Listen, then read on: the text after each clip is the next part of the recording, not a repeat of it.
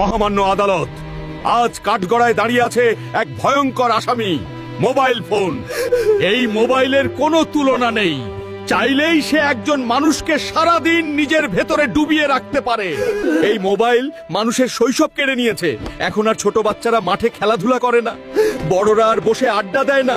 মহামান্য আদালত, এই মোবাইল মানুষের চোখকে বন্দি করেছে, মনকে করেছে দুর্বল, আর সম্পর্ককে করেছে দূরের।